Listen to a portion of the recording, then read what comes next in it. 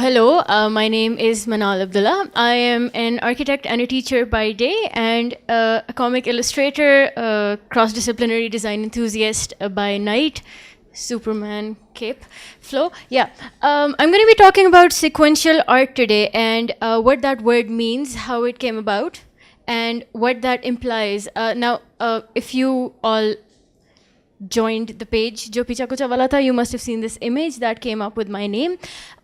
This image to me is a visual representation of what sequential art actually is, according to my understanding, because it is primarily visual based sequential art. I thought that there should be an image that explains what it actually is. Will Einer is the person who coined this term.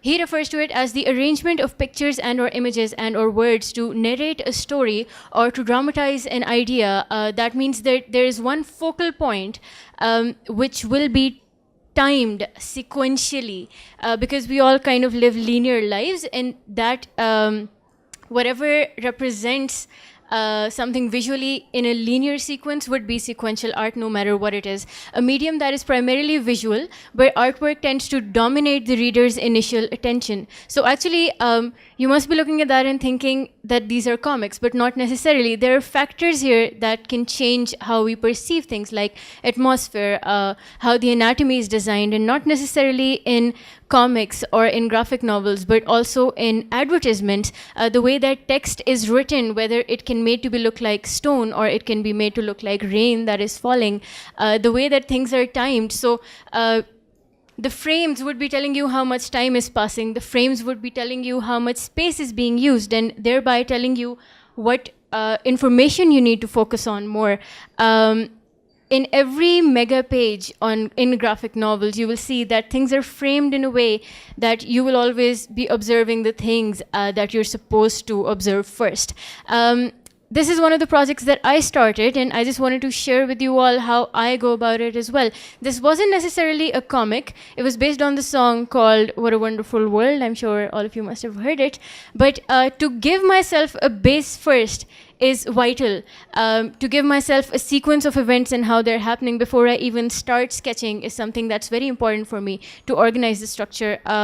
And the way that information is divided in layers is how I was able to actually visualize the information the way that I wanted it to be perceived by other people. Scott McCloud, the writer of the book Understanding Comics, refers to them as juxtaposed pictorial and other images in deliberate sequence, intended to convey information and or produce an aesthetic response in the viewer. So the intention always is to get somebody to react. This was a GIF image. Okay, so I can just do what the dolphin was doing. This is what the shark/dolphin was doing. This is just a flip book. To explain to you guys that sequential art is flip books as well. The little comics that we used to make when we were kids, if they all join together in one way or another, that is sequential art as well. This is actually a representation of one of the storyboards of Toy Story 3. Movies that we all watch are also designed by making storyboards. One of the most emotional moments in all the three stories, when Andy passes his toys on, is something that I wanted to share with you guys.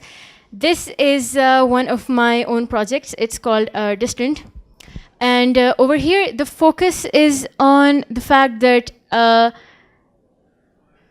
you are supposed to focus on the things that I want you to focus on. The color is supposed to make you look at a certain narrative that is taking place, which can be subtle or it can be exact, the way that I want you to look at it.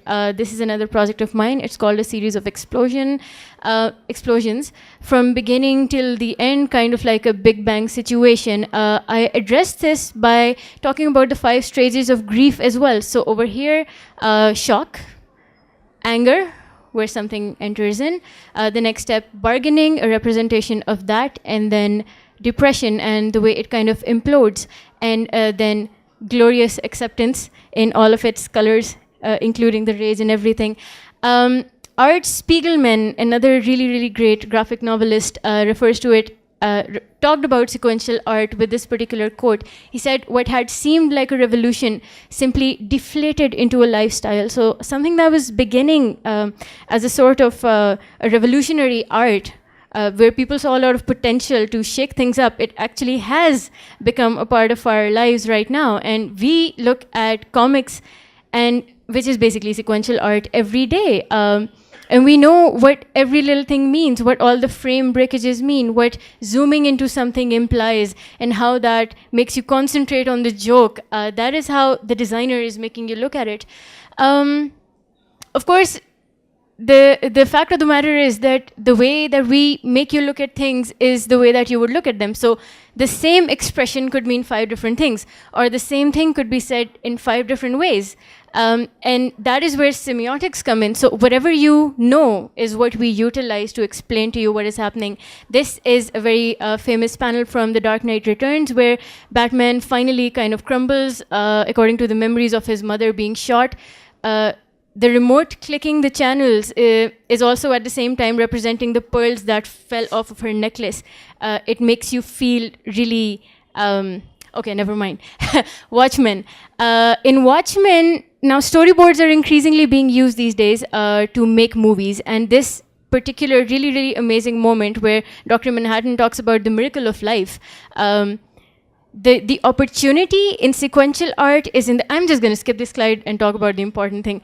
The opportunity in sequential art is within the gaps that you find within multiple panels. And that is why artists love to work with sequential art, because the time that is empty between 2 panels is where you have the opportunity to make that story your own. So nobody's showing you a movie from beginning to end. Zack Snyder can put in the Jimi Hendrix song for you all along the Watchtower for Watchmen, or somebody else can force in some sort of a sketch, some sort of a joke, some sort of a color that will make you feel a certain way. But why comics are so increasingly popular and sequential art is so effective is because we all want that one moment, that empty point in the panel where we get to make it our own. And that is why, for me, it was really important to talk about sequential art today. I wish I had more seconds, though. Thank you all so much.